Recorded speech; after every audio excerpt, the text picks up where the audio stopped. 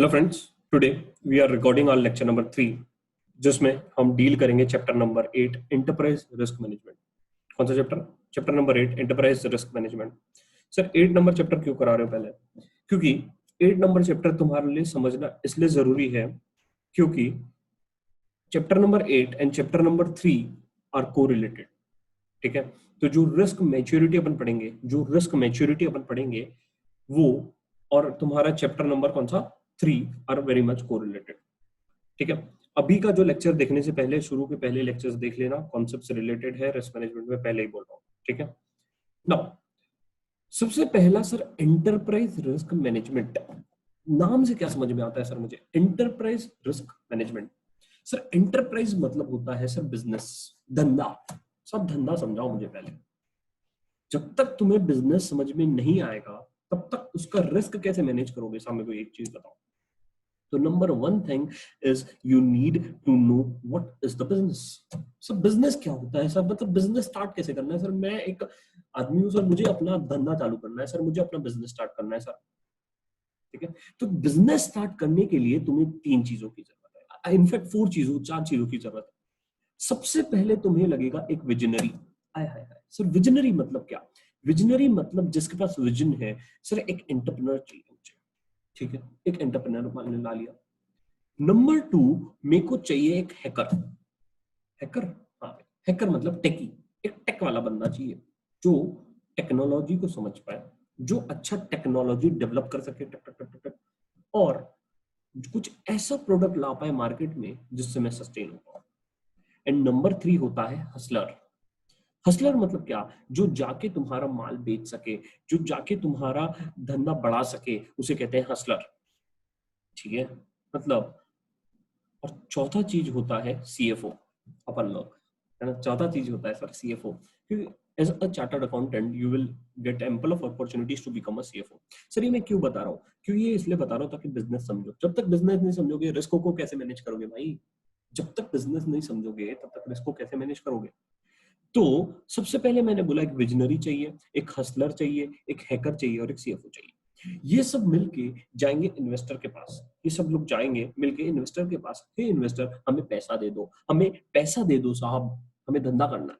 अब इन्वेस्टर के पास तुम जाओगे तो इन्वेस्टर क्या देखेगा? इन्वेस्टर तुम्हारे इसमें देखेगा क्या आइडिया है।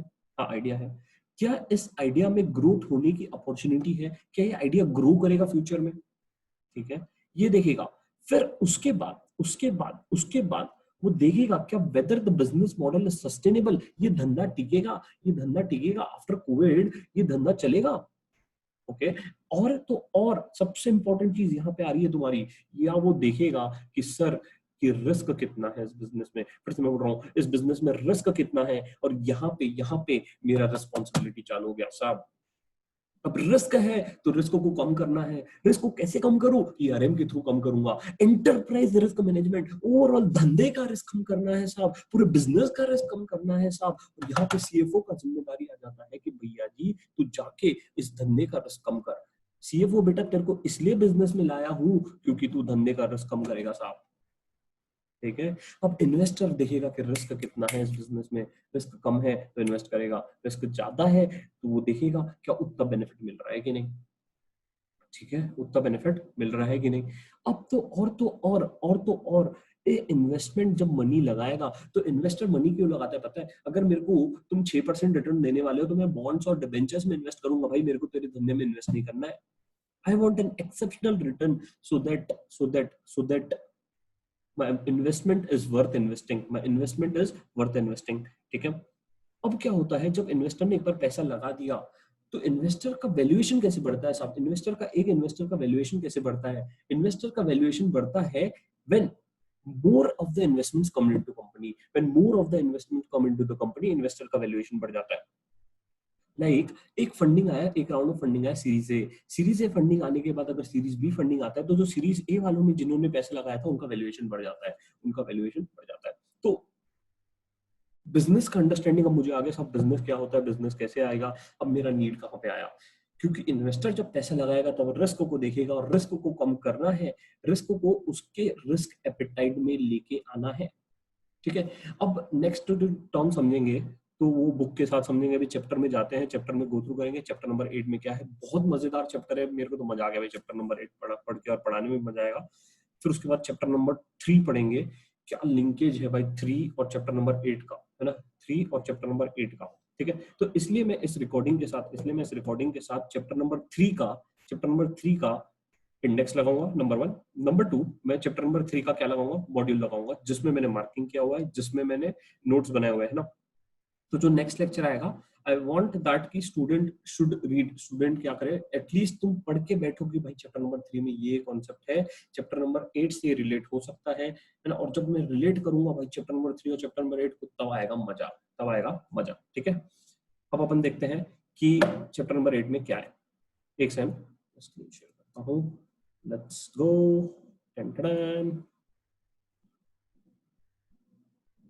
ओके, तो चैप्टर नंबर 8 एस, जैसे मैंने पहले बोला था कि लेफ्ट साइड में हमेशा इंडेक्स रहेगा और राइट साइड में हमारा, एक सेकंड, लेफ्ट साइड में हमेशा अपना इंडेक्स रहेगा और राइट साइड में तुम्हारा क्या रहेगा, मॉड्यूल रहेगा। ठीक है, अब दोनों जगह ग्रीन ग्रीन हो गया ना, इसको राइट कर देते हैं। तो चैप्टर में आने से पहले सर, एंटरप्राइज रिस्क मैनेजमेंट। सब एंटरप्राइज रिस्क मैनेजमेंट मतलब होता है कि पूरे बिजनेस लेवल का तुम रिस्क मैनेज करो, पूरे बिजनेस लेवल का रिस्क मैनेज करो। ठीक है, रिस्क एक अपॉर्चुनिटी भी है, रिस्क एक थ्रेट भी है ना। रिस्क एक अपॉर्चुनिटी भी है सर, एक थ्रेट भी है, ये लेक्चर नंबर 1 में एक्सप्लेन कर दिया हूं। अब सर एम, ईआरएम का एम क्या है सर, एंटरप्राइज रिस्क मैनेजमेंट का एम क्या है सर, गोल क्या है, ईआरएम चाहता क्या है। ईआरएम ये चाहता है कि भैया जी, जो धंधे में रिस्क है ना, वो कम करो, नंबर 1। सर धंधे का जो गोल्स है ना सर, वो अचीव करके दो। ठीक है सर, गोल क्या है भैया जी, इन्वेस्टर का वैल्यूएशन बढ़ाना, शेयर होल्डर का ध्यान रखना। इसलिए तुम अभी नीचे जब आएंगे अपन, तो यहाँ पे पढ़ेंगे कि क्या सक्सेसफुल है ना, successful share holder risk management यहाँ पे देखो है। इसलिए मैंने तुमको एक बिजनेस का ग्लांस दिया कि बिजनेस को क्या चाहिए। ठीक है, अब चैप्टर में जाने से पहले एक दो चीजें समझते हैं सर। सबसे पहला मेरे को एक चीज आपने लेक्चर नंबर 1 में बताया था, रिस्क एपेटाइट और रिस्क टॉलरेंस या रिस्क कैपेसिटी। अभी मैं इसको थोड़ा एलिबरेट करूंगा एग्जांपल के थ्रू। ठीक है, एक एग्जांपल के थ्रू एलिबरेट करूंगा, और ये हमेशा ध्यान में रखो, जहन में बिठा लो, रिस्क एपेटाइट और रिस्क टॉलरेंस। सर कंपनी के पास, मेरी कंपनी है जिसमें मेरे पास 400 करोड़ रुपए है। कितने, 400 करोड़ रुपीस है मेरे पास। एक कंपनी है जिसके पास 400 करोड़ रुपए है। सर कंपनी का रिस्क टॉलरेंस लिमिट जो मैं बोलूंगा वो 400 करोड़ रहेगा। सर कंपनी के पास डुबाने के लिए 400 करोड़ है, कंपनी के पास डुबाने के लिए 400 करोड़ है, क्या उससे ज्यादा डुबा सकती है? नहीं ना भाई, उससे ज्यादा पैसा ही नहीं है, कैसे डुबाऊंगा। रिस्क टॉलरेंस लिमिट मेरा हो गया 400 सीआर। बट कंपनी चाहती है कि वो 200 करोड़ तक का रिस्क ले, 200 करोड़ तक का रिस्क ले। सर 200 करोड़ हमारा रिस्क एपेटाइट हो गया। सर 200 करोड़ मेरा क्या हो गया, रिस्क एपेटाइट हो गया। बट क्या रिस्क एपेटाइट मैं बिजनेस लेवल पे बांट सकता हूँ? हाँ। क्या रिस्क एपेटाइट मैं सेगमेंट लेवल पे बांट सकता हूँ? हाँ। क्या रिस्क एपेटाइट को मैं हर एक लेवल पे बांट सकता हूँ? मैं बोला हाँ। सब प्रोसेस के लिए भी बांट सकता हूँ, हर एक चीज के लिए मैं रिस्क एपेटाइट को बांट सकता हूँ। अपन चैप्टर नंबर 3 में देखेंगे कि रिस्क एपेटाइट को कैसे डिफाइन होता है, रिस्क एपेटाइट कैसे बनाया जाता है। हर एक कंपनी रिस्क एपेटाइट कैसे बोलती है कि मेरा रिस्क एपेटाइट 200 करोड़ का है, यानी कैसे आया है 200 करोड़, कहां से आया, इमेजिनरी नंबर तो नहीं है ना साहब। ठीक है, तो रिस्क एपेटाइट भी मान लेते हैं कि मेरी कंपनी का 200 करोड़, मतलब क्या सर, मैं 200 करोड़ तक का लॉस सहन कर लूंगा, मैं 200 करोड़ तक का लॉस सहन कर लूंगा। ठीक है, अब एक और चीज, अगर कंपनी को 400 करोड़ से ज्यादा का लॉस हो गया, हो सकता है भाई, अगर कंपनी को 400 करोड़ से ज्यादा का लॉस हो गया, मान लो डेट ले लिया, फिर लाइबिलिटीज बढ़ गई, रिपेमेंट नहीं हुआ, है ना, ऐसा कर करके लॉस हो गया, तो कंपनी की हालत हो गई खस्ता। कंपनी की हालत हो गई खस्ता। ऐसी कंपनीज का प्रोबेबिलिटी है, चांसेस है कि डूब जाएगी, डूब जाएगी। ठीक है, तो यहां तक I think risk appetite, risk tolerance या रिस्क कैपेसिटी तुमको समझ में आ गया होगा। ठीक है, अब यहाँ पे समझने के बाद मैं अब सीधा तुमको चालू कर रहा हूँ पॉइंट नंबर 4 से, chapter number 8 point number 4 page number 8.6 से मैं स्टार्ट कर रहा हूँ, risk maturity of an organization. Sir ये सबसे इंपॉर्टेंट टॉपिक है चैप्टर नंबर 8 में, जो इंपॉर्टेंट है वो यही पॉइंट है, पॉइंट नंबर 4, रिस्क मैच्योरिटी। साहब मैच्योरिटी क्या बोलता है सर, मैच्योरिटी मतलब क्या?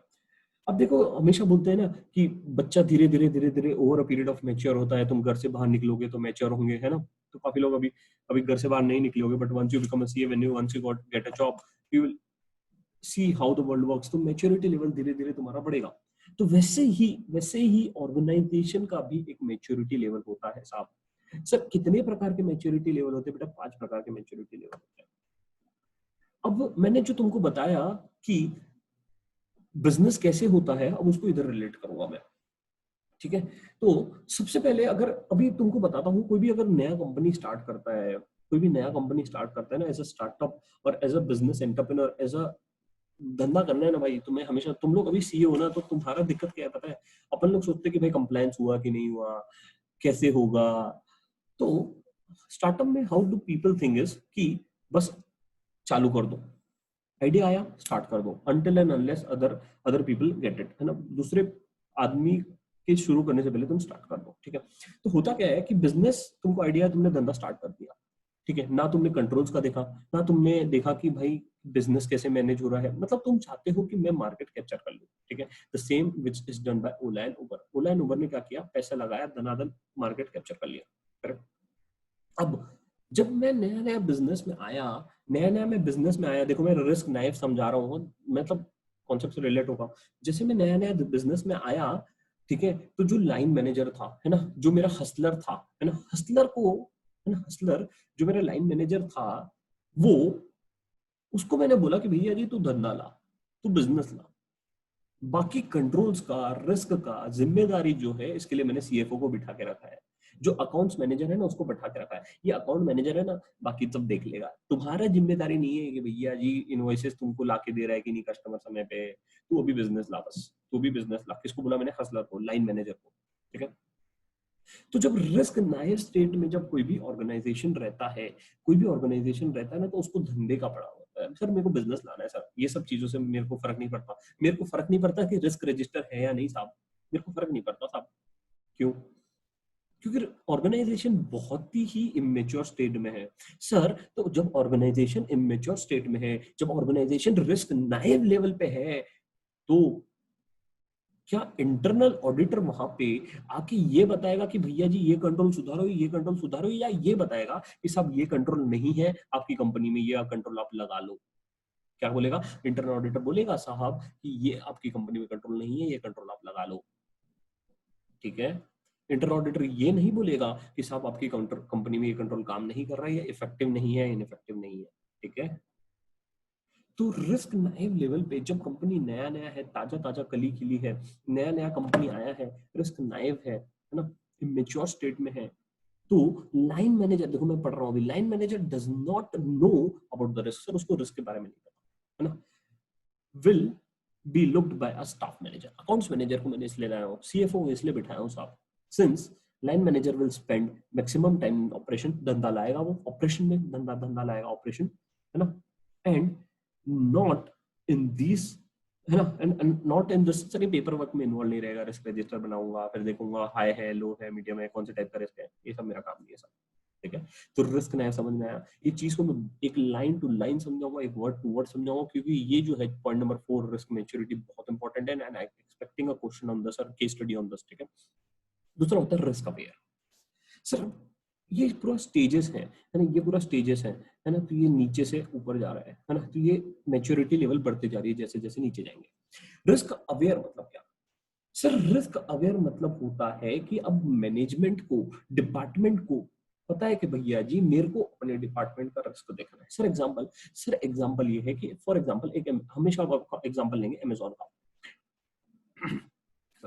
तो अमेजोन एक कंपनी है जिसमें कई डिपार्टमेंट ऐसे, फॉर एग्जांपल वो मोबाइल फोन बेच रही है, ठीक है, अमेजोन मोबाइल फोन बेच रही है, तो उसमें डिपार्टमेंट होगा मोबाइल फोन का, नंबर 1। उसमें भी दो साइड होगा, एक होगा डिमांड साइड, एक होगा supply side. Sir demand side मतलब क्या और सप्लाई साइड मतलब क्या? सप्लाई साइड मतलब जो सेलर से खरीद रहे, डिमांड साइड मतलब जो माल बेच रहा है, ठीक है, कस्टमर को माल बेच रहा है। अब उसमें भी दो, डिमांड साइड में भी कैसा फिर डिवाइडेड रहेगा कि जो demand of a big customer, demand of a small customer, correct. तो अब यहाँ पे डिपार्टमेंट्स अलग अलग बटे हुए हैं, डिमांड साइड को, सप्लाई साइड को। सिर्फ इस अलग अलग डिपार्टमेंट को अपना रिस्क पता है। सब मेरे को पता है कि अगर डिमांड ज्यादा आ गई तो सप्लाई भी तो ज्यादा होना, है ना। सप्लाई नहीं रहा तो कंपनी का रेपुटेशन रिस्क, रेपुटेशन डाउन हो जाएगा, रेपुटेशन रिस्क वो बचाना है। बट ओवरऑल लेवल पे कोई नहीं सोच रहा, ओवरऑल लेवल पे कोई नहीं सोच रहा, सिर्फ डिपार्टमेंट अपना सोच रहा है साहब, सिर्फ डिपार्टमेंट अपने रिस्क के बारे में सोच रहा है, ओवरऑल लेवल पे नहीं सोच रहा है, रेपुटेशन रिस्क के बारे में नहीं सोच रहा है सर। रिस्क अवेयर में, रिस्क अवेयर में ये सोच रहा है कि मेरे डिपार्टमेंट को ये रिस्क हो सकता है। से फॉर एग्जांपल अभी मैं डिमांड साइड में था, तो डिमांड साइड में मेरी कंपनी को, कंपनी के पास स्टॉक ही नहीं है ना, स्टॉक ही नहीं है, तो डिमांड उसकी वेस्ट चली जाएगी, बिजनेस लॉस हो जाएगा, बिजनेस लॉस के बारे में मैं सोच रहा हूँ, फिर फाइनेंशियल लॉस के बारे में सोच रहा हूँ, फाइनेंशियल रिस्क हो जाएगा, है ना। ये सब रिस्क सोच रहा हूँ मैं, बट रेपुटेशन रिस्क के बारे में नहीं सोच रहा हूँ मैं, ओवरऑल लेवल पे नहीं आके सोच रहा हूँ सर, ठीक है। ये बोलना चाह रहा हूँ मैं इन ओवरऑल। तो रिस्क अवेयर में मैं अपने डिपार्टमेंट के वाइज सोचूंगा। कस्टमर हो जाएगा dissatisfied, customer is dissatisfied and line managers are concerned about the risk और respective department. Sir line manager बोलता है कि मैं अपने डिपार्टमेंट का रिस्क देखूंगा, ठीक है, और कोई रिस्क रजिस्टर नहीं है। यहाँ मतलब क्या सर, ये जो दोनों जो केसेस हैं यहाँ पे रिस्क रजिस्टर नहीं है सर, ये साइलो अप्रोच है सर। साइलो मतलब क्या, एक ऐसा पर्टिकुलर, है ना, पर्टिकुलर लोग ही देख रहे हैं, है ना, बाकी ऐसे भीड़ अलग है और पर्टिकुलर लोग ही देख रहे हैं, साइलो अप्रोच, ठीक है। नंबर 3 आता है रिस्क डिफाइन, और थोड़ा मैच्योरिटी लेवल बढ़ जाएगा, है ना। मतलब क्या, रिस्क देख रहा हूँ, आइडेंटिफाई कर रहा हूँ, स्ट्रेटेजीज बना रहा हूँ, ठीक है, रिस्क आइडेंटिफाई कर रहा हूँ, स्ट्रेटेजीज बना रहा हूँ, पॉलिसीज बना रहा हूँ, कम्युनिकेट भी कर रहा हूँ, ठीक है, और रिस्क एपेटाइट भी डिफाइन कर लिया, रिस्क एपेटाइट भी डिफाइन कर लिया, ठीक है। थोड़ा सा अच्छे अप्रोच में आ गया हूँ, है ना, थोड़ी सी ग्रोथ स्टेज में आ गया है, ठीक है ना। अब आता है चौथा, रिस्क मैच्योर। रिस्क मैच्योर मतलब क्या sir? Sir mature, sorry risk manage, sorry risk managed, risk manage मतलब क्या, ईआरएम जो है वो थ्रेट्स को अपॉर्चुनिटीज में कन्वर्ट कर पा रहा है, बट 100% नहीं। ईआरएम है, एंटरप्राइज रिस्क मैनेजमेंट है सर, मैं ओवरऑल धंधे पे, ओवरऑल बिजनेस लेवल पे रिस्क को मैनेज कर पा रहा हूँ, ठीक है, मैं रिस्क को ओवरऑल लेवल पे, ओवरऑल बिजनेस लेवल पे रिस्क को कम कर पा रहा हूँ, हर एक थ्रेड्स को, बट अपॉर्चुनिटी में नहीं कन्वर्ट कर पा रहा हूँ। 100% थ्रेड्स को अपॉर्चुनिटी में नहीं कन्वर्ट कर पा रहा हूँ, बट अगर मैं बोलूँ 100% थ्रेड्स को तुम अपॉर्चुनिटीज में कन्वर्ट कर पाओगे, मतलब कि तुम रिस्क एनेबल स्टेट में आ गए, तुम लास्ट स्टेज में आ गए। सर ये कौन सी कंपनीज होती है जनरली इस रिस्क एनेबल स्टेट में? ज्यादा कंपनीज नहीं रहती है, बट रिस्क मैनेज में, जैसे रिस्क मैनेज में ज्यादातर कंपनीज मिलेगी, लाइक आईटीसी हो गया, है ना, रिलायंस हो गया, है ना, तो ये सब रिस्क मैनेज स्टेट में। रिस्क एनेबल मतलब बहुत ही rarest of the rare company मिलेगी, है ना, तो ये this is what I called as a risk maturity. Sir maturity level कौन सी है, तुम्हारी कंपनी कौन से मैच्योरिटी लेवल पे बैठती है साहब? सर मेरे को पता पड़ गया मेरी कंपनी अभी नई नई ताजा ताजा कली के लिए है, रिस्क नए पे है, उस हिसाब से क्या इंटरनल ऑडिटर डिसाइड करेगा कि उसको कौन सी स्ट्रेटेजीज यूज करनी है? हाँ सर, इंटरनल ऑडिटर क्या है, डिसाइड करेगा कि उस बेसिस पे कंपनी पे रिस्क कितना है, आंसर इज यस सर। उस बेसिस पे कंपनीज के डिसीजन लिए जाएंगे, हाँ सर। उस बेसिस पे हम देखेंगे कि कंपनी का रिस्क एपेटाइट कितना है, हाँ करेक्ट। यहां तक समझ में आया सबको? अब आगे बोलता है, अब मैं ऊपर जाता हूँ, थोड़ा सा लाइन टू लाइन समझेंगे, ध्यान से देखो। अब क्या बोलता है कि रिस्क मैच्योरिटी, है ना, रिस्क मैच्योरिटी मेरे को एक आइडिया देगा, मेरे को बताएगा साहब कंपनी किधर स्टैंड करती है, सर ओवरऑल पोजीशन क्या है साहब कंपनी का, ओवरऑल पोजीशन क्या है कंपनी का, है ना। ये रिस्क मैच्योरिटी के थ्रू मेरे को पता पड़ेगा। और मैंने यही बोला कि audit strategy depends on what, depends on the organization risk maturity level. Sir तुम किस मैच्योरिटी लेवल पे बैठे हो, उस बेसिस पे ऑडिट स्ट्रेटेजी डिसाइड होगा साहब, ठीक है।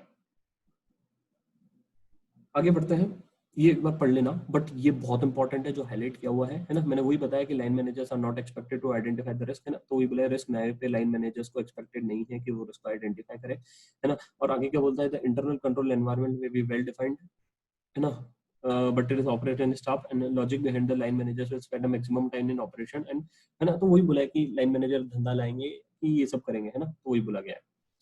आगे बढ़ते हैं। अब क्या बोलता है कि, अब ये देखो मैंने रिस्क अवेयर के बारे में बोला है, रिस्क अवेयर में बोला है कि साइलो अप्रोच, है ना, साइलो अप्रोच और कल्चर के बारे में बताया जो मैंने नीचे कवर कर लिया। हाँ अब मैं ये तुमको बता रहा था कि ऑडिट स्ट्रेटेजी, है ना, मैं तो वही बोल रहा था कि जब अगर ऑर्गेनाइजेशन रिस्क नए और रिस्क अवेयर लेवल पे है, तो इंटरनल ऑडिटर का काम ये है कि वो बताएगा कि कौन से रिस्क है इस कंपनी को, है ना, और अगर वो मैच्योरिटी स्टेट पे है तो देखो वो देखो वर्डिंग पढ़ते हैं, वर्डिंग बहुत सही लिखा है। Audit strategy depends on the organization risk maturity, correct. Organization at a low risk, organization at a low maturity risk will require an internal auditor to consult by promoting and advising on identification of and response of a risk, है ना। तुम identify करो और बताओ कि क्या risk है। For organization at high risk maturity, sir जो अच्छे लेवल पे पहुंच गई है, आईटीसी जैसे कंपनी है ना, अच्छे लेवल पे पहुंच गई है, जो मेच्योर हो चुकी है ना, internal auditor would need to concentrate more on carrying out process audit, यहाँ पे तुम ऑडिट करोगे, है ना, of risk management process and specially reviewing the risk assessment process wherein the inherent risk untreated and identify, estimated and evaluated, ठीक है, समझ में आ गया। तो वही बोलना चाह रहे हैं कि अगर अच्छे लेवल पे है तो हम क्या करेंगे, उधर ऑडिट करेंगे, बट अगर कोई ताजा ताजा कली के लिए है, नई नई कंपनी आई है ना, तो वहां पे हम क्या करेंगे, रिस्क को, है ना, उसको एडवाइस करेंगे, साहब उसको एडवाइस करेंगे, ठीक है। अब आगे बोलता है रिस्क मैच्योरिटी लेवल्स, इधर क्या बोलता है, ये जो बोलता है रिस्क मैच्योरिटी लेवल्स, ये बोलता है कि इंटरनल ऑडिटर क्या क्या स्टेप्स देखेगा, या इंटरनल ऑडिटर्स कैसे असेस करेगा कि कंपनी कौन से स्टेट में है रिस्क मैच्योरिटी में।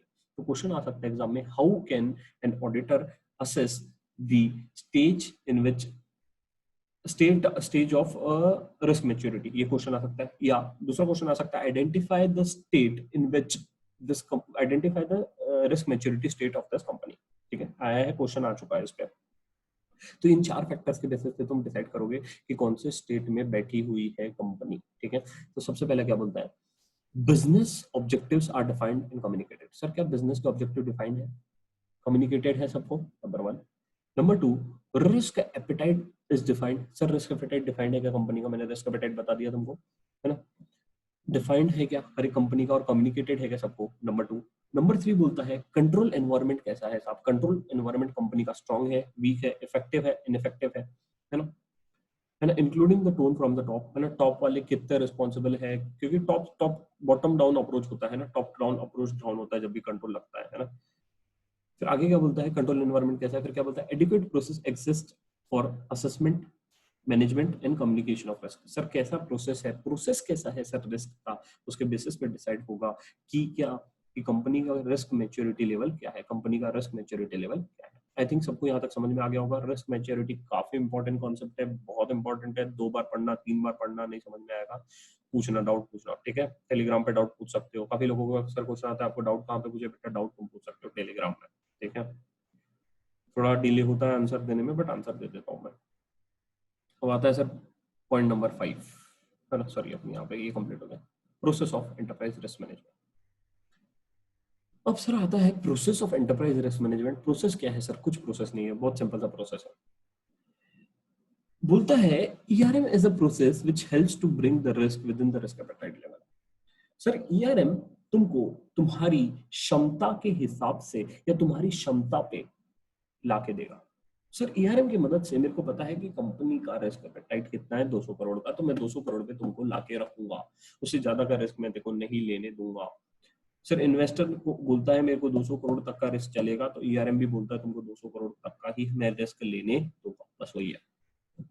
सर ये क्या है, तो ईआरएम में क्या होता है सर, ऐसा क्या होता है सर, बताओ ना भाई, ईआरएम में क्या होता है। ईआरएम में सिंपल सा प्रोसेस है सर, तुम आइडेंटिफाई करोगे, प्लान करोगे, है ना, आइडेंटिफाई करोगे, प्लान करोगे, प्रायोरिटाइज करोगे, मिटिगेट करोगे, इंप्लीमेंट करोगे, डेवलप करोगे। क्या डेवलप करोगे सर, रिस्क रिस्पॉन्स सर, जहाँ पे रिस्क है वहां उसके हिसाब से मैं रिस्पॉन्स डेवलप करूंगा कि भैया ये रिस्क है।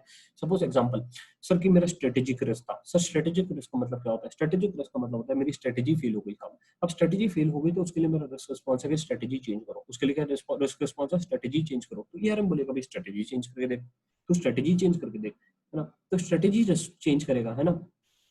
फिर रिस्क रिस्पॉन्स तुम्हारा डेवलप करो और उसके बेसिस पे रिपोर्टिंग असेसमेंट, उसके बेसिस पे क्या करो, रिपोर्टिंग असेसमेंट, बस वही बोलता है प्रोसेस ऑफ ईआरएम डन हो गया, प्रोसेस ऑफ ईआरएम डन हो गया, ठीक है। यही बोलता है process of risk and enterprise risk management and internal audit. आगे क्या बोलता है, नंबर 6 जो मैं तुमको बोला था, नंबर 6 जो तुमको बोला था, सॉरी ये भी हो गया, हाँ, नंबर 6 बोला था stakeholder value creation by enterprise risk, stakeholder value creation by enterprise risk management. जो होता है स्टेक होल्डर के लिए होता है साहब, जो होता जो पैसा लगाया तुम उसके लिए काम करोगे साहब, ये तो बिजनेस का रूल है। अगर फेसबुक अभी रिलायंस के डील में पैसा लगाया हुआ है, फेसबुक और रिलायंस का तुमको डील पता होगा ना, Facebook has acquired 9.99% shares in Reliance. तो अगर फेसबुक और रिलायंस का जब डील हुआ है तो सब रिलायंस को भी फेसबुक के हिसाब से काम करना पड़ेगा, रिलायंस को भी उसका वैल्यू क्रिएशन करना पड़ेगा, तभी जाके बिजनेस सस्टेन होगा। तो वही बोलता है enterprise risk management as a CFO, है ना, तुम्हारा काम क्या बनता है, और एज अ रिस्क मैनेजर तो एक डुअल पर्पस भी अपन ऊपर पढ़ेंगे, है ना, ऊपर आएगा जब अपना ऊपर अपन देखेंगे 7 अप्रोचेस एक देखेंगे, है ना। तो वहां पे क्या बोलता है कि मल्टीपल रोल्स भी हो सकता है सर, CFO जो हो सकता है वो CRO भी हो सकता है ना। What is CRO? Chief risk officer, chief risk officer, ठीक है। तो मल्टीपल रोल भी हो सकते हैं, मैं रिस्क ऑफिसर भी हूँ, मैं CFO भी हूँ। तो तुम्हारा काम क्या है? तुम्हारा काम ये है कि तुम शेयर होल्डर का वैल्यू क्रिएशन देखो, ठीक है। अब ये जो है, ये जो बोलना चाहता है, बोलना क्या चाहता है कि जो तुम्हारा बेनिफिट आएगा ERM लगाने से, एंटरप्राइज रिस्क मैनेजमेंट। सर आपने बता दिया कि एंटरप्राइज रिस्क मैनेजमेंट लगाया, एक ओवरऑल लेवल पे मैं स्ट्रेटेजी बनाऊंगा, कैसे बनाऊंगा, क्या बनाऊंगा, कैसे इंप्लीमेंट होगा, क्या की रोल्स है, ऊपर देखेंगे। बट अभी समझो सर ERM लग गया, कंपनी में अच्छा खासा एंटरप्राइज रिस्क मैनेजमेंट चल रहा है, कंपनी अच्छे से रिस्क को मैनेज कर पा रही है, मैं बोला बहुत बढ़िया। अब जब कंपनी अच्छे से रिस्क को मैनेज कर पा रही है तो इसका कुछ फायदा होगा। फायदा सिर्फ 2 पार्ट में होगा, या तो शॉर्ट टर्म होगा या तो लॉन्ग टर्म होगा। क्या बोल रहा हूँ? या तो शॉर्ट टर्म होगा या तो लॉन्ग टर्म होगा। तो वही बोल रहा है कि जो भी तुमको बेनिफिट्स होंगे ये 2 स्टेजेस में होंगे, या तो शॉर्ट टर्म या तो लॉन्ग टर्म, ठीक है। और जो full value pay off is realised over a period of time, उसको तुम 2 पार्ट में बांटो, हमेशा शॉर्ट टर्म और लॉन्ग टर्म, ठीक है। अब ERM के कुछ बेनिफिट्स दिए गए हैं, ERM लगाने के कुछ बेनिफिट्स दिए गए हैं, किसके द्वारा? एप्स्टन और रिच, है ना, एप्स्टन और 2005, है ना, ये लोग ने कुछ बेनिफिट्स बोले हैं। सर क्या बेनिफिट बोले हैं? सबसे पहला enhance working environment. Sir working environment तुम्हारा बढ़िया हो जाएगा, चकाचक अच्छा एनवायरनमेंट हो जाएगा। सर क्यों? क्योंकि तुमने रिस्क को आइडेंटिफाई किया है, क्योंकि तुमने रिस्क को मिटिगेट किया है, रिस्क एपेटाइट की लिमिट में है तुम्हारी कंपनी, तुम्हारे रिस्क एपेटाइट में है तुम्हारी company. Enhance working environment, culture अच्छा हो जाएगा। आगे क्या बोलता है? इम्प्रूव एलोकेशन ऑफ रिसोर्सेज, है ना। सर रिसोर्सेज जो है अच्छे से एलोकेट होंगे। तुमको पता है कि अगर मैं यहाँ ज्यादा पैसा लगाऊंगा तो यहाँ रिस्क ज्यादा है, अगर यहाँ पे ज्यादा रिस्क है तो मेरा रिस्क एपेटाइट ब्रीच हो जाएगा, राइट। तो एलोकेशन ऑफ रिसोर्सेज अच्छे से होगा। फिर क्या बोलता है? Sustained and improve corporate reputation, है ना। अगर अच्छे से काम करोगे, अच्छे से ERM में रहेगा तो तुम्हारा बिजनेस का रेपुटेशन बढ़ जाएगा, करेक्ट। जैसे मैंने ऊपर एग्जांपल दिया था डिमांड और सप्लाई वाला, है ना। तुम्हारा डिमांड जितना है उतना ही तुम्हारा सप्लाई है, तो तुम दोनों को अगर मीट कर पा रहे हो, डिमांड और सप्लाई को मीट कर पा रहे हो, तो तुम्हारा रेपुटेशन तो अच्छा ही रहेगा। बस वही। आगे क्या बोलता है? इंक्रीज स्टेक होल्डर वैल्यू, है ना, स्टेक होल्डर वैल्यू और ये सब तुम्हारा बढ़ जाएगा। अब क्या बोलता है? Successful stakeholder risk management क्या बोलना चाहता है? Aim is to prevent the threats before the risk offer. हमारा एम ये है कि भैया जी कोई भी रिस्क आने से पहले, या कोई भी prevent the threat before the risk offer. Sir अगर कोई भी रिस्क होने से पहले मैं उसको बचा लूं, हमारा एम यही है सर। अगर सर एग्जांपल मतलब क्या सर, कैसे? फॉर एग्जांपल सर मेरे को पता है कि मेरे फैक्ट्री में हर साल आग लगती है सर, मतलब क्या, मैं इसको प्रिवेंट कैसे करूंगा? भाई इंश्योरेंस लेके रख लेना भाई, फायर इंश्योरेंस लेके रख लो। सर मेरे को पता है कि मेरे इधर से कैशियर चोरी करता है, इंश्योरेंस ले लो। सर मेरे को पता है आग लगती है तो उसके लिए मैं और सर फायर ब्रिगेड भी लगा सकता हूँ, क्या लगा ले भाई, है ना, फायर कंट्रोल इक्विपमेंट्स लगा के रख लो, है ना। तो दिस आर द मेजर्स, वही बोलता है। आगे क्या बोलता है? Try to know your stakeholder in a better way. जो भी तुम्हारा स्टेक होल्डर है, जो पैसा लगा रहा है, क्या उसको उसका रिस्क एपेटाइट ज्यादा है, कम है, उसको रिटर्न कितने पीरियड ऑफ टाइम में चाहिए, वो तुम समझो। और आगे क्या बोलता है? Should think of a long term and short term. वही बोला इधर, है ना, हमेशा ERM का जो बेनिफिट आएगा शॉर्ट टर्म और लॉन्ग टर्म में आएगा, तो हमेशा तुमने सोचना चाहिए कि short term versus long term, short term versus long term. आगे क्या बोलता है? Prioritisation of risk management involves a determination of contribution of each risk to an aggregate risk profile, है ना। अब ये जो है, ये दो जो दिया गया है, ये MCQ के पर्सपेक्टिव से दिया गया है, आखिरी के दो, है ना। तो क्या बोलता है? Sir prioritisation of risk management, है ना, prioritisation of risk management involves a determination of contribution of each risk to an aggregate risk profile, है ना। तो हर एक रिस्क को उसके रिस्क प्रोफाइल के हिसाब से, उसके रिस्क के प्रोफाइल के हिसाब से प्रायोरिटाइज करना पड़ेगा।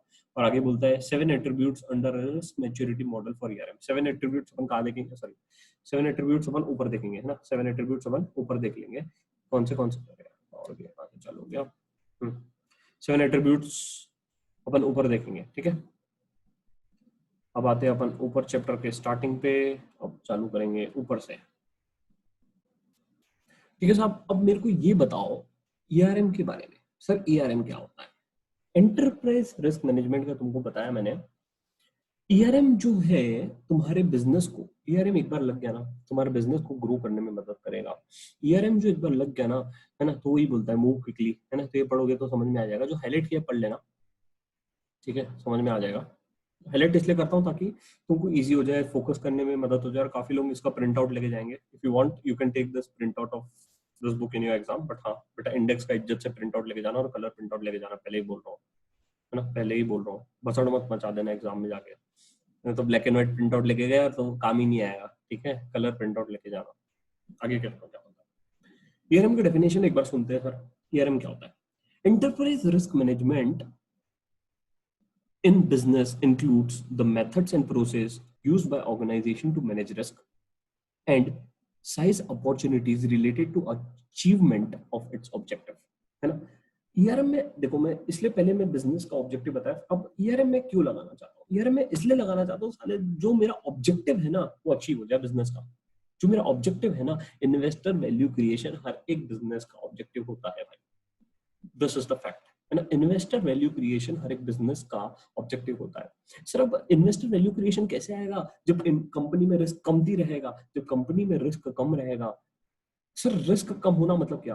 देखो रिस्क कम होना मतलब मैं बोल रहा हूँ अपने एपेटाइट के हिसाब से रिस्क होना, है ना। रिस्क ज्यादा भी रह सकता है, कम भी रह सकता है, बट जो कम मैं बोलना चाह रहा हूँ कि रिस्क कम है, that is based on your apatite, है ना। तुम्हारे एपेटाइट के हिसाब से है रिस्क। कम बोलने से अच्छा ऐसे कि जो रिस्क है वो मेरे एपेटाइट के हिसाब से है, करेक्ट। तो वही बोलना चाहता है ईआरएम, ठीक है। अब देखो ईआरएम का डेफिनेशंस अब काफी लोग देंगे, जैसे रिस्क का डेफिनेशन अपन ने पढ़ा था सीमा। सीमा का अपन ने 1.15 में अपन ने डेफिनेशन पढ़ा था, मैंने इधर लिख दिया 1.5 में सीमा का डेफिनेशन पढ़ा था। और वैसे ही ईआरएम का डेफिनेशन यहाँ पे दिया हुआ है। तो अगर अगर अगर अपने को एग्जाम में सीमा के रिलेटेड कुछ आया तो मैं सीधा जाऊंगा 1.5 पे। अगर 1.5 पे नहीं मिला तो 8.2 पे जाऊंगा, 8.2 पे। और 1. चैप्टर नंबर 1 के इंडेक्स में लिखा होगा 8.2, यहाँ पे मैंने लिख दिया 1.5, ठीक है। तो कोरिलेशन होगा, फटफट ढूंढ के हो जाएगा। वैसे इसका डेफिनेशन दिया हुआ है। अब सर कुछ एडवांटेजेस सर क्या है? जैसे एडवांटेजेस अपन नीचे देखें, वैसे इधर कुछ एडवांटेजेस दिए गए हैं, है ना, है ना। तो वो एडवांटेजेस जो दिए गए थे वो इसके इनके द्वारा दिए थे, है ना, एब्सटेन एंड रिजेक्ट के द्वारा दिए गए थे। अब ये एडवांटेजेस जनरल एडवांटेजेस है। सर एडवांटेजेस सबसे पहले क्या बोलता है? आइडेंटिफाई स्ट्रेटेजिक रिस्क अपॉर्चुनिटीज, है ना। आइडेंटिफाई स्ट्रेटेजिक रिस्क अपॉर्चुनिटीज, मैंने तुमको नीचे एग्जांपल दिया था कि जो तुम्हारा स्ट्रेटेजी फेल हो गया है, ईआरएम के थ्रू मेरे को पता पड़ेगा कि मेरी स्ट्रेटेजी चेंज करना है, करेक्ट। दूसरा बोलता है introduce a common language. Sir common language क्यों? क्योंकि ईआरएम एक ओवरऑल लेवल पे लगेगा, पूरे बिजनेस लेवल पे ईआरएम लगेगा, तो सभी को इंप्लीमेंट करना पड़ेगा, right from top to bottom, right from top to bottom, है ना। तो सभी के लिए ये एक ओवरऑल सभी को लगाना पड़ेगा, इसलिए कहा जाता है कॉमन लैंग्वेज, इसलिए कहा जाता है कॉमन लैंग्वेज। आगे क्या बोलता है?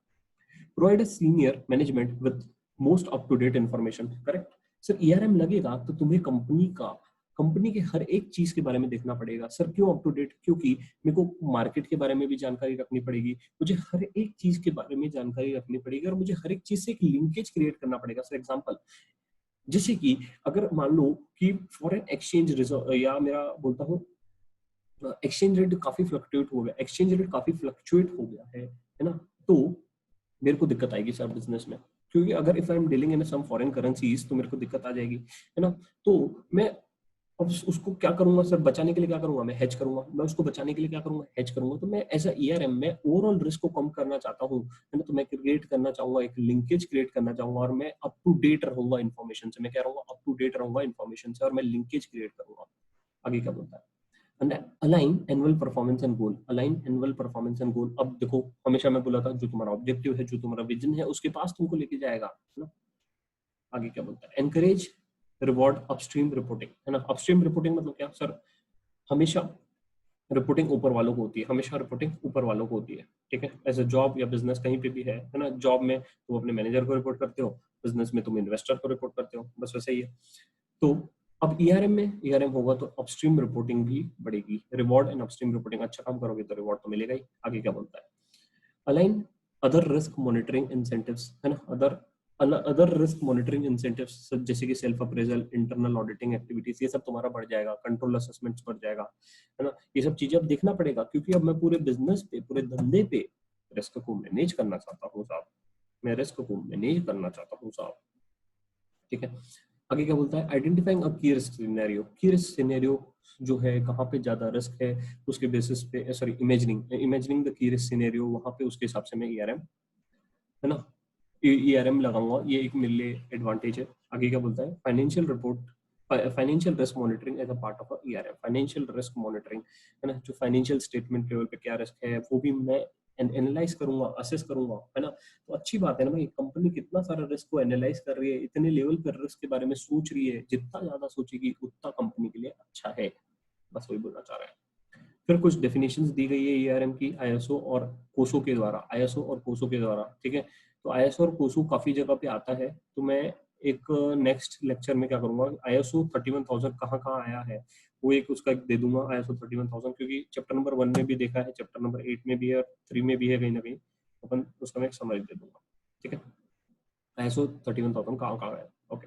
अब आगे क्या बोलता है कि enterprise risk management is a plan-based business strategy that aims to identify, assess, and prepare for any dangers, hazards, and other potentials for disaster, both physical and potential. ठीक है ना। अब ईआरएम में भी सबसे पहले, अब मैंने नीचे तुमको बताया था, कहाँ पे बताया था, मैंने तुमको बताया था कि जो ईआरएम का लाइफ साइकिल है ना, ईआरएम का लाइफ साइकिल है, उसमें क्या होता है, तुम आइडेंटिफाई करते हो, असेस करते हो, रिस्क को देखते हो, जो तुम्हारे डेंजरस रिस्क है, हजार्ड रिस्क है, उसको तुम देखते हो, आइडेंटिफाई करते हो और एनालाइज करते हो, और चाहते हो कि तुम्हारा बिजनेस रिस्क फ्री हो जाए, तुम्हारा ऑर्गेनाइजेशन जो है वो रिस्क फ्री हो जाए, जो ऑर्गेनाइजेशन है वो चाहते हो क्या हो जाए, रिस्क फ्री हो जाए, ठीक है।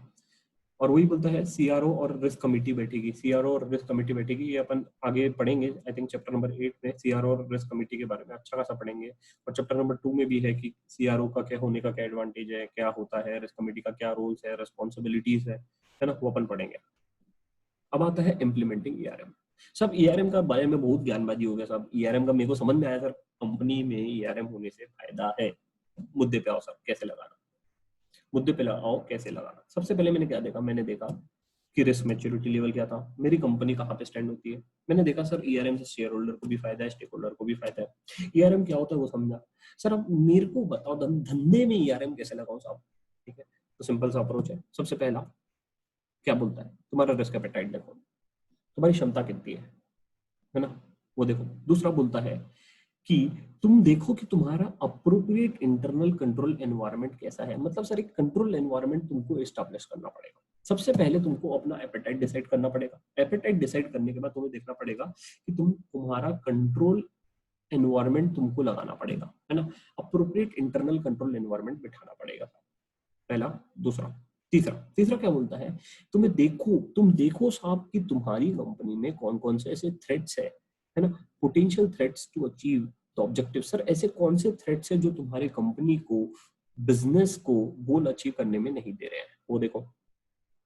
सर फिर उसको, उसके बाद undertaking control and other response activities, है ना, जो जो थ्रेट्स है उसको तुम कंट्रोल कर सकते हो, नहीं कर सकते, वो देखो साहब, है ना। फिर उसके बाद communicate information on risk in consistent manner at all level of organisation.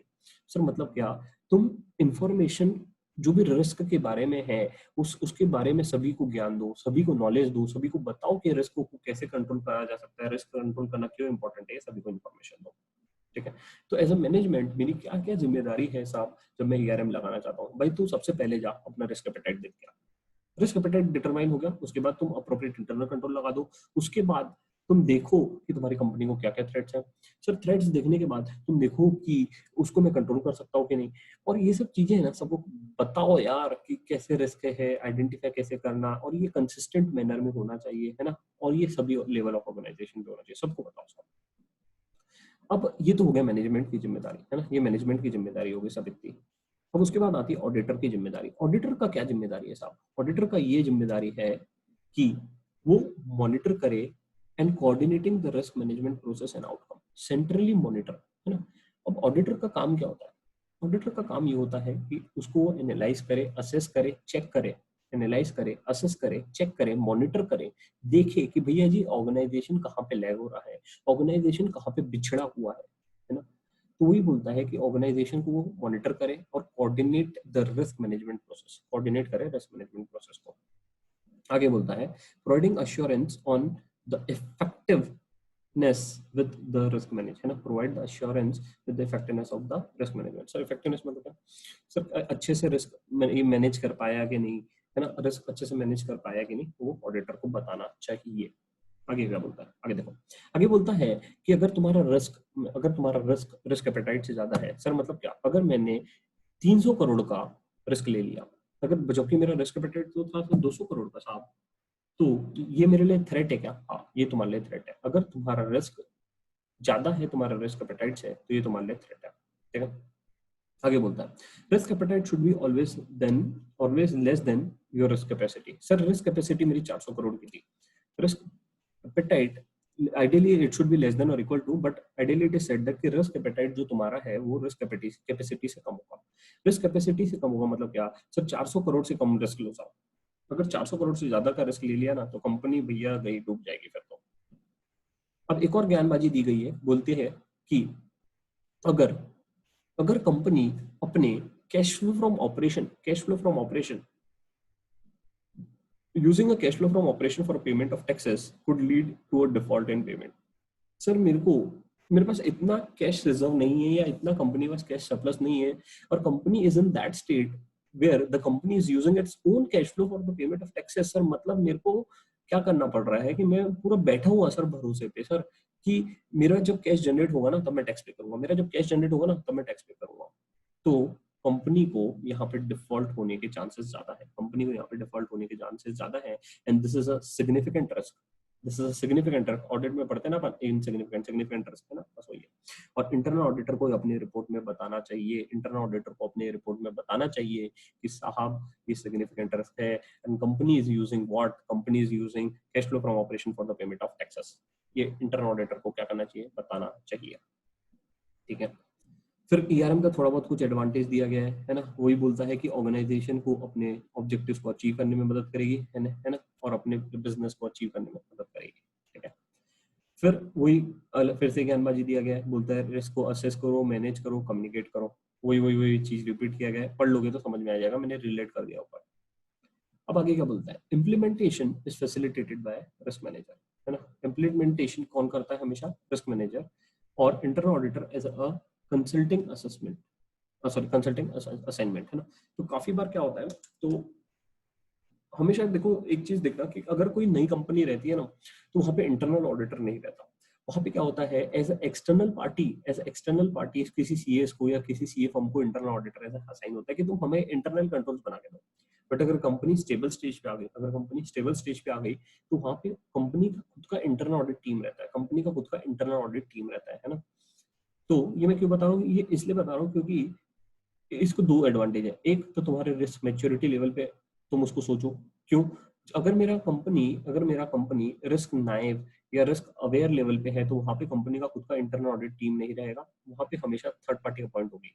But जहां पे अगर company risk defined, risk manage और रिस्क एनेबल्ड लेवल पे आ गई, वहां पे कंपनी का खुद का रिस्क मैनेजमेंट, ये खुद का इंटरनल ऑडिट टीम रह सकता है ना। तो इम्प्लीमेंटेशन वहां पे कौन करेगा? इंटरनल ऑडिटर करेगा, बट तब तक के कौन करेगा? यहाँ पे बाकी इसमें रिस्क मैनेजर करेगा।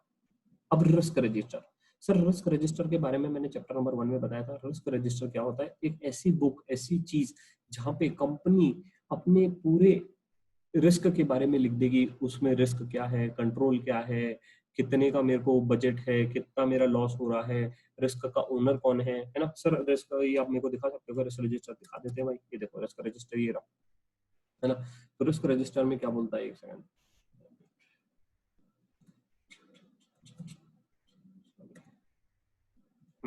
है ना। तो सबसे पहले सर कौन कौन से रिस्क है, ओनर कौन है, रीजन सर क्यों है, इफेक्ट एंड कॉज, जूम करोगे नहीं हो रहा है सर, प्रोबेबिलिटी क्या है, इम्पैक्ट क्या है, लेवल ऑफ रिस्क क्या है, रिस्क रिस्पॉन्स स्ट्रेटेजी क्या है, एंड कॉस्ट क्या है ना।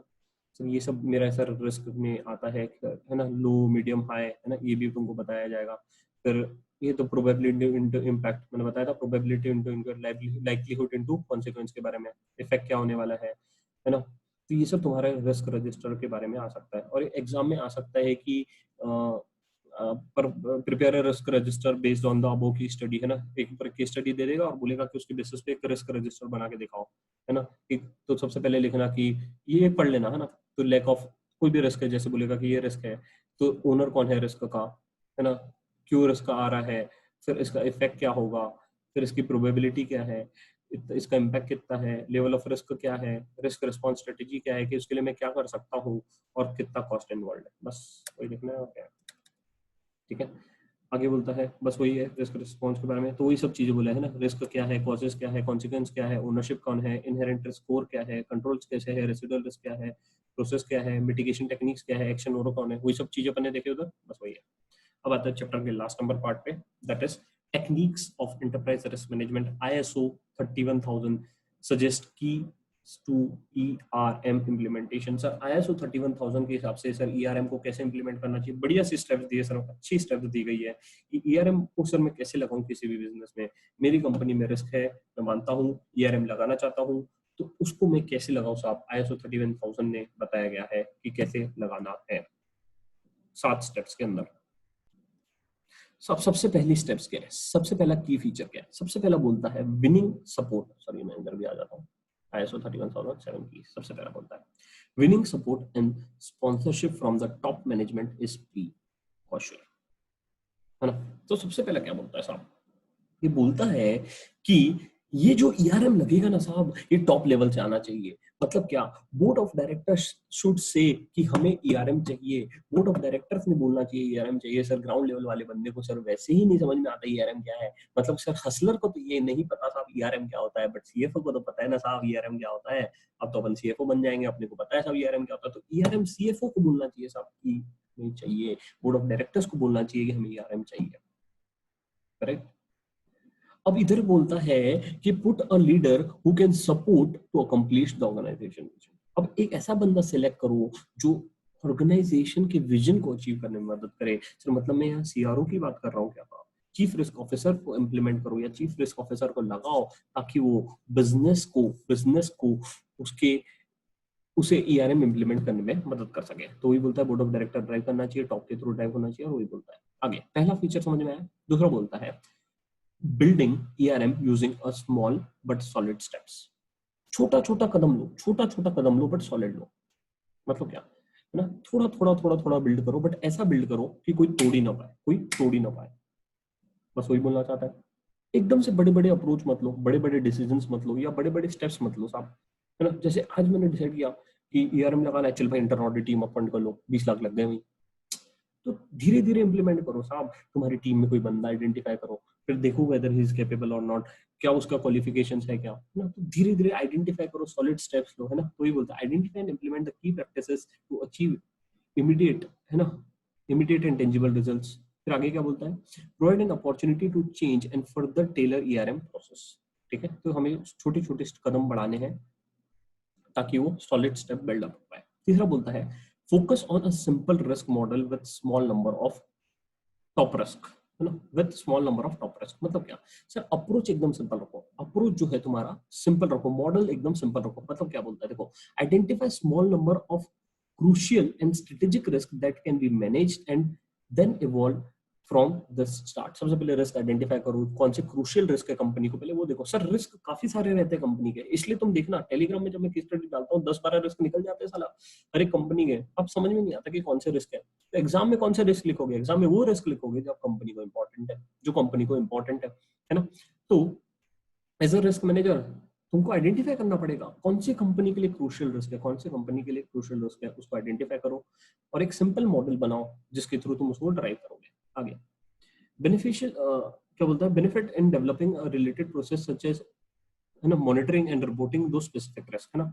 एक ऐसी प्रोसेस बनाओ जिसको तुम मॉनिटर करोगे फिर रिपोर्ट करोगे, है ना। तो एक स्पेसिफिक एक प्रोसेस बनाओ, सिंपल प्रोसेस बनाओ, फोकस करो किस पे, सिंपल मॉडल पे। आगे क्या बोलता है, लिवरेजिंग द एग्जिस्टिंग रिसोर्सेस, मैं तुमको नीचे बता रहा था क्या, CRO और तुम्हारा CFO एक ही हो सकता है ना। तो ये बोलता है कि क्या वो एग्जिस्टिंग रिसोर्सेज को तुम यूज करो as a base to start an ERM implementation. Sir existing जो बंदे हैं उनको तुम यूज करो ना साहब, नया बंदा क्यों लाना है, नया कॉस्ट क्यों इनकर करना है ना। तुम existing, rely on the existing staff है ना, with his knowledge and capabilities relating to risk and risk management can be effectively used to start an ERM process. Risk management को इफेक्टिवली यूज करो है ना, उस बंदे को तुम यूज करो, उस बंदे को तुम यूज करो, किसको, एक्सिस्टिंग रिसोर्सेज को। आगे क्या बोलता है, आगे बोलता है build an existing risk management activities. मतलब क्या, build an existing risk management activities मतलब बोलता है कि जो तुम्हारी एग्जिस्टिंग रिस्क मैनेजमेंट एक्टिविटीज है उसी को तुम बिल्ड करो। जैसे कि क्या बोलता है, existing functions such as internal audit, compliance, ethics and other support functions can be leveraged to build an ERM blocks and activities. Sir मेरी कंपनी में इंटरनल ऑडिट तो होता ही है, उसी को तुम थोड़ा मॉडिफाई कर लो और उसी को तुम एज ERM डेवलप कर लो। करेक्ट, तुम्हारी कंपनी में ऑडिट तो होता ही होगा, सर उसी को तुम बेस यूज करो ना। मेरे ऑडिट में कौन से कंट्रोल्स इनफेक्टिव है उसको देखो, उसको डेवलप करो और उसको एज ए ड्राइव करो as a process of ERM। सही बोल रहे हैं ना भाई, गलत क्या बोल रहे हैं, एकदम सही बात बोल रहे हैं। करेक्ट। आगे बोलता है embed ERM into a business fabric of the organization. मतलब क्या, ERM process is owned by the BDO है ना, BOD, सॉरी BDO बोलता हूँ, BOD and process involve people at every level of organization है ना। क्या बोलता है, हर एक पीपल को, हर एक लोगों को इन्वॉल्व करो है ना। मैं ऊपर भी बोला था कि ERM सभी को लेके जाना पड़ेगा साथ में साथ ना, is a collective approach not a single approach. तो ही बोलता है कि ERM जो है कलेक्टिवली है ना, अल्टीमेटली किस कौन ओन करेगा, बोर्ड ऑफ डायरेक्टर्स ओन करेंगे and involve the people of entity of organization, involve the people of entity level of the organization, सभी को तुम इन्वॉल्व करो, सभी को तुम इन्वॉल्व करो। आगे क्या बोलता है, provide an ongoing ERM updates and continuing education for a directors and senior management. Sir ERM के आने से एक कंटिन्यूअस अपडेट होगा, कंटिन्यूअस, मैंने ऊपर भी बताया था कि अगर ERM आएगा तो तुम कंटिन्यूअसली ट्रैक करोगे कि भैया जी अभी आज फॉरेन रेट क्या चल रहा है ना, क्या मेरे को हेज करना है नहीं करना है, मेरा रिस्क एपेटाइट कितना है, तो कंटिन्यूअस रिस्क अपडेट होगा, नया रिलीज आएगा, कंटिन्यूइंग एजुकेशन होगा है ना। तो जो तुम्हारे डायरेक्टर्स रहेंगे उनके लिए कंटिन्यू अपडेट हो जाएगा। क्यों, क्योंकि टॉप डाउन अप्रोच है, टॉप डाउन अप्रोच है। ठीक है, ERM is a top down approach. तो यहाँ पे तुम्हारा आई थिंक चैप्टर नंबर 8 खत्म होता है। आई थिंक सबको मजा आया होगा। एक रिवीजन ले लेते हैं फटाफट। तो अपन ने सबसे पहले ERM में क्या देखा था, ERM होता है एंटरप्राइज रिस्क मैनेजमेंट, जिसको मैं कहता हूँ बिजनेस रिस्क। ERM जो होता है ये कंपनी के लिए इसलिए जरूरी है ताकि कंपनी के ओवरऑल गोल, ओवरऑल ऑब्जेक्टिव अचीव हो सके। ERM का एम क्या है, ERM का एम ये है कि जो ऑर्गेनाइजेशन का गोल है हमको वो अचीव करवाना है। हमने फिर देखा ERM की डेफिनेशन क्या होती है ना। ERM की डेफिनेशन फिर सीमा के द्वारा क्या है, और यहाँ पे कुछ और डेफिनेशंस देखी अपन ने। फिर मैंने देखा कि ERM के एडवांटेज क्या है ना, ERM के कैसे एडवांटेज है, कॉमन लैंग्वेज है, लिंकेज प्रोवाइड करता है ना, काफी अपन ने एडवांटेजेस देखे। फिर उसके बाद मैंने देखा कि इम्प्लीमेंट कैसे करना है ERM को। सर ERM के बारे में तो समझ में आ गया, बट अब मेरे को ये बताओ कि ERM इम्प्लीमेंट कैसे करेंगे। दो पार्ट में होगा, एक तो मैनेजमेंट करेगा, एक तो ऑडिटर करेगा। सर मैनेजमेंट क्या क्या करेगा, एडिस कैपिटल देखेगा, इंटरनल इन्वायरमेंट देखेगा, पोटेंशियल रिस्क क्या है देखेगा, फिर उसको कंट्रोल कैसे करना है वो देखेगा, फिर कम्युनिकेट करेगा सभी को है ना। फिर ऑडिटर के अपन ने दो रोल्स देखे। फिर अपन मैंने उसके बाद बताया कि रिस्क, अगर तुम्हारा रिस्क एपेटाइट से ज्यादा है तो तुम्हारे लिए है थ्रेट, बट अगर risk appetite should be always then within your risk capacity, risk appetite should be always within your risk capacity.